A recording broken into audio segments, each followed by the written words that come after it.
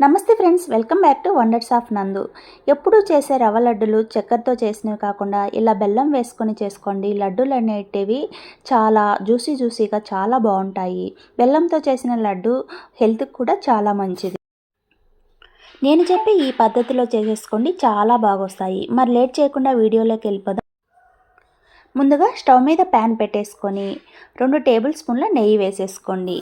నెయ్యి కాగిన తర్వాత కొన్ని జీడిపప్పు, కొన్ని బాదం పప్పు ముక్కలుగా కట్ చేసుకొని వేసుకున్నాను. వీటిని వేయించుకోవాలి. ఇవి వేగిన తర్వాత ఇందులో కిస్మిస్ని కూడా వేసి వేయించుకోవాలి. ఇవి కూడా వేగిన తర్వాత వీటిని నెయ్యి రాకుండా ఒక గిన్నెలోకి తీసుకొని పక్కన పెట్టేసుకోండి. ఇప్పుడు అదే నెయ్యిలో 1 కప్పు బొంబాయి రవ్వను వేసి వేయించుకోండి. బొంబాయి రవ్వ అంటే ప్రాంతాల వారీగా కొందరు సుజీ రవ్వ, కేసరి రవ్వ, ఉప్మా రవ్వ అని కూడా అంటారు. ఈ రవ్వను ఫ్లేమ్ను లో ఫ్లేమ్లోకి అడ్జస్ట్ చేసుకుంటూ మాడిపోకుండా వేయించుకోవాలి. ఈ రవ్వ వేగితే మీకు కమ్మటి వాసన వస్తుంది, అలాగే కలర్ కూడా చేంజ్ అవుతుంది. లడ్డూల రుచి అంతా కూడా ఈ రవ్వ వేయించుకోవడంలోనే ఉంటుంది. రవ్వ ఎంత బాగా వేగితే లడ్డూలు అంత బాగా రుచిగా ఉంటాయి. చక్కగా వేగిపోయింది కదా.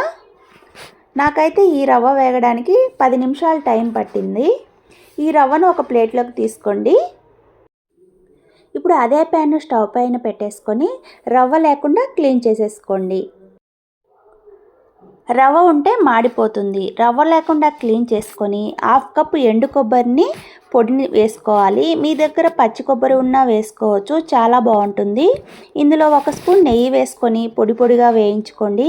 నెయ్యి వేసి వేయించడం వల్ల కొబ్బరి అనేది కమ్మగా ఉంటుంది. కొబ్బరి వేగిపోయింది కదా. ఇప్పుడు ఈ కొబ్బరిని రవ్వ వేసుకున్న ప్లేట్లోకి వేసుకోండి. ఇప్పుడు స్టవ్ మీద ప్యాన్ పెట్టుకొని ఇక్కడ నేను 1/4 కప్పు బెల్లం వేసుకుంటున్నాను. 2 టేబుల్ స్పూన్ల వాటర్ వేసుకోవాలి. నీళ్ళు ఎక్కువ వేసుకోవద్దండి. బెల్లం కరగడానికి సరిపడా వాటర్ వేసుకుంటే సరిపోతుంది. ఫ్లేమ్ అయితే ఖచ్చితంగా లోనే ఉండాలి. ఎక్కువ పెట్టేశారంటే బెల్లం కరిగిపోకుండానే పాకం వచ్చేస్తుంది. మనకు ఎటువంటి పాకం అవసరం లేదు. బెల్లం కరిగి కొంచెం జిగురుగా ఉంటే సరిపోతుంది.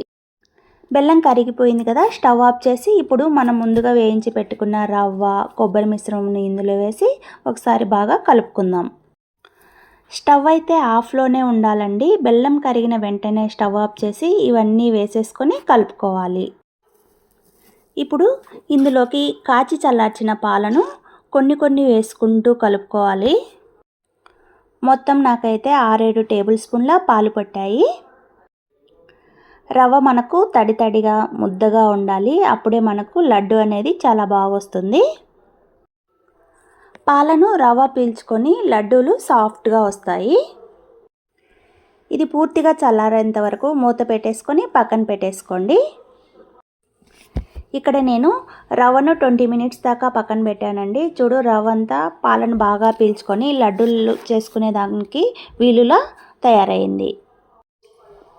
ఇప్పుడు ఇందులోకి మనం ముందుగా వేయించి పెట్టుకున్న డ్రై ఫ్రూట్స్ని వేసి లడ్డూలు చేసేసుకోవచ్చు.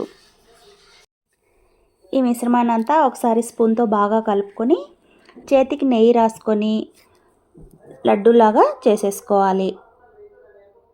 నెయ్యి రాసుకోవడం వల్ల చేతికి అంటుకోకుండా మనకు ఏ సైజు కావాలో ఆ సైజ్ చేసేసుకుంటే సరిపోతుంది. నేనైతే ఇలా మీడియం సైజ్ చేసేసుకుంటున్నాను. ఇలా మిగతా లడ్డూలన్నీ చేసేసుకొని ఒక ప్లేట్లోకి తీసుకుందాము. లడ్డూలు చూడండి ఎంత సాఫ్ట్గా జ్యూసీగా వచ్చాయో. నాకు 1 కప్పు రవ్వకి 15-16 లడ్డూల దాకా వచ్చాయి. అలాగే మీరు కనుక ఫస్ట్ టైం మన వీడియో చూస్తున్నట్లయితే ప్లీజ్ లైక్ చేసి షేర్ చేయండి. అలాగే సబ్స్క్రైబ్ చేసుకోవడం మిస్ అవ్వద్దండి. Thanks for watching friends.